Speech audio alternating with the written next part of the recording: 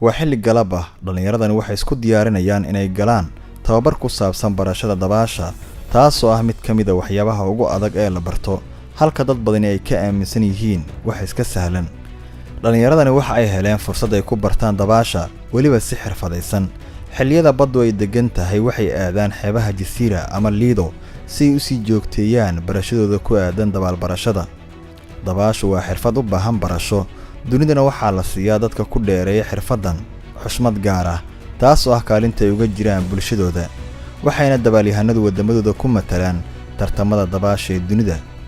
Cabdullaahi Fiqi waa macalinka bixiya cashirka dabaasha waxa uuna iiga sheekeeyay waxyaabaha ku qasbay in isaga qudhiiso uu barto dabaashan misna uu ku caawiyo dhalinyaradan isaga ku xiran dabaasha waa mid ka mid ah waxyaabaha aan xiiseeyo qof walba oo bini aadan hobby u leeyahay sportiga noocan ka xiiseeyo waay aniga waxaan kamid ahaa ardada oo jaamacadaha aadeen waxa aan gaar ahaan wadanka Masar wadankaasna dabaasha aaday looga tixgeliyaa fursadaha qofkii raba inuu dabaal bartana wuxuu ka helaa jaanisyo badan waxa ka dhisan akademiyaal badan iyo naadiyaal badan oo lagu tababarto aniga inta jaamacadda dhiganayay waxaan jaanis u helay oo aan waliba aan ogaa wadanka u soo noqday inaan ka helayn dabaasha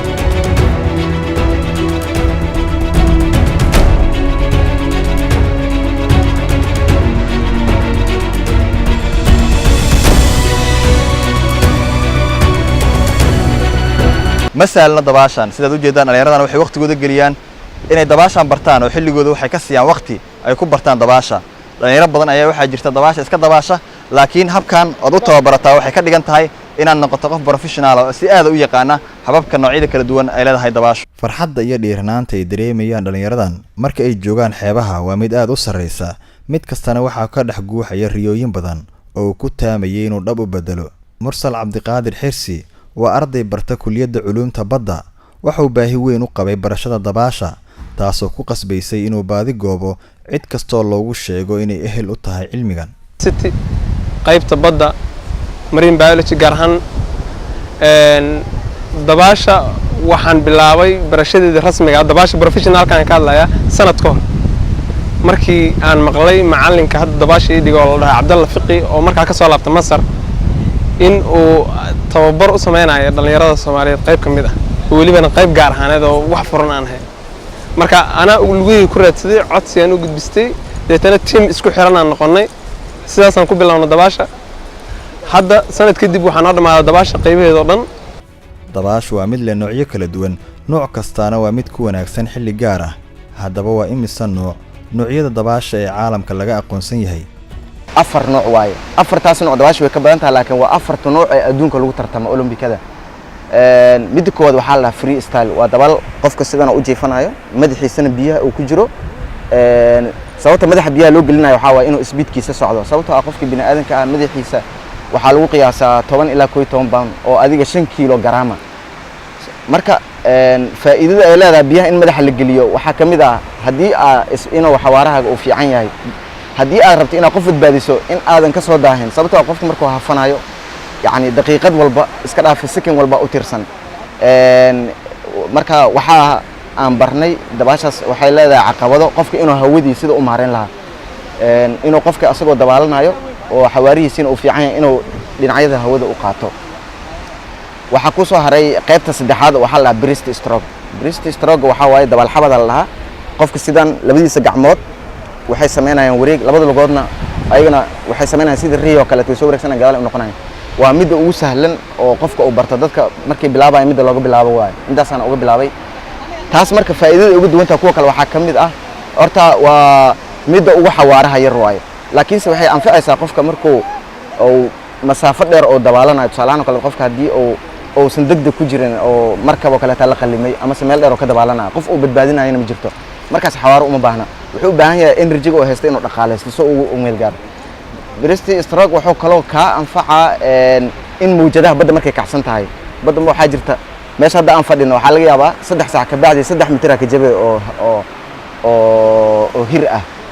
مركب فري ستايل ما أنفعها صوته أصلاً كبيها كجلا باجن إسكراف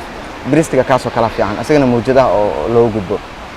نوع قدام بي أو اللي هذا بالمباليستا أما بتر فلايجا ونوع وجو قرحان مركب الدعونا ولا سمينا وأركينا وأنا نوع وجود كبدن هلا برتادين اللي راجع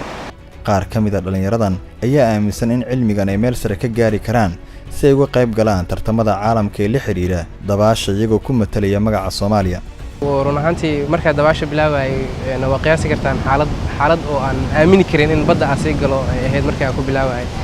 haddeertaan ugu yaraan waxaan ahay qof oo profession oo dabaasha Soomaaliya uga qayb qaadan karo wadamada adduunka waana waxyaalaha koowaad oo igu dhaliyay markii aan dabaasha guda galay in aan noqdo qof oo xitaa ugu yaraan athletes oo ka qayb qaadan karo. marka aad tagto xeebaha dadku ay ku dabaashaan waxaad la kulantaa dad ku hafanaya biyaha haddana aanan haysan gacan badbaadisa iyadoo qofka hafanaya ay ka fogaanayaan dadka kale si aysan isku salfan taasna waa khatarta ugu badan ay la kulmaan dadka u dabaaltaga xeebaha ay oo iska dhinto ama qof badda wadata waxa la yiraahdaa haddii dadka arkaan meeshii ay ku fikir lahayn inay badbaadiyaan waxay ku leeyihiin iyo kugu dhigin badda wadata adigana ay ku qaadanay waxaas kama jiraan adduunka waxa waaye barkad laga yaabo inay 50 mitir tahay ama 25 mitir tahay waxa laga yaabaa 10 qof inay ilaalinayaan xeebaan iska weyn wax ilaalinayo ma lahan marka maalmaha ugu farxadda badan oo ciidda ay kamid tahay waxay kamid tahay maalmaha ugu dhimashada badan si marka dhalinyaradan fursadii aniga aan soo helay ayana uga faa'iideey waxaan u bilaabay koorsadii labaad oo ah si dadka loo samata bixinayo ayadana waxay u baahan tahay xirfado badan muddeena soconaya ayadaa hadda u socota wayna dhamay rabaan intaas ilaa hadda aan marsiinayna koorsada u dambeysana oo waxa waaye macalinimo inaan u tababaro ayagana ay dad biri intaas aan idin sheegay ay sameyn karaan muddo sanada kadib oo ay wadeen barashada dhalintani ee dabaasha waxa uu tababarkoodu gaaray in iyagoo adimaha iyo gacmaha ka xiran badda lagu tuuro isla markaasna laga rabo inay xeebta dabaal ku soo gaaraan. Maxamed Ciise Koona, Goobjoog, Muqdisho.